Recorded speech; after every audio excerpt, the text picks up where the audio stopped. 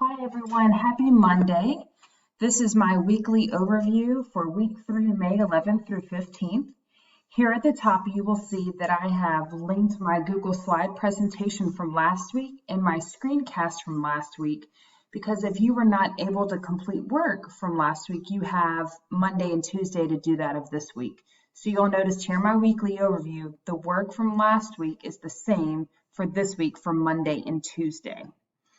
I have added Wednesday just one thing for you to do, and that is to watch a video called On a Spring Day, which is narrated by a Cherokee descendant of Cherokee members who were alive during the Trail of Tears. So this video was created and narrated by a Cherokee. You will note that it is spoken in Cherokee but has English subtitles which are easy to read. There is no assignment that goes along with this. I just want you to watch and listen to this video. Just remember, again, it's from the perspective of a Cherokee person, so it is biased to how they felt and their opinion at the time. I just have a mental reflection down here for you at the bottom, a question to ask yourself.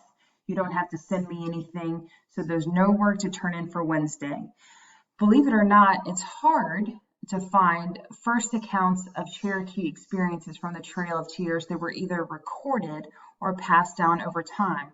What you have now is descendants, meaning grandchildren of people who experienced the Trail of Tears, who have tried to honor their family by creating accounts. I also just want to note in this video, even though it is claymation, you will see soldiers, and the soldiers have guns. They do not use them, but it just is trying to have you picture in your mind what it was like to be taken by force using weapons. So that will be your activity for Wednesday. And then Thursday, I told you that you were going to do a narrative writing assignment.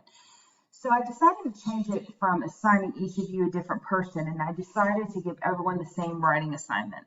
I had previously told you it would be from Andrew Jackson's perspective, but I changed my mind. Here is your narrative writing assignment. Imagine you are a little girl or boy in the late 1830s. You and your family have lived in the Cherokee tribe for generations. Then one day, when you return from playing in the fields, you find your family gone and your house is ransacked. A short time later, you are captured, and after a few months, you realize you'll never see your family again.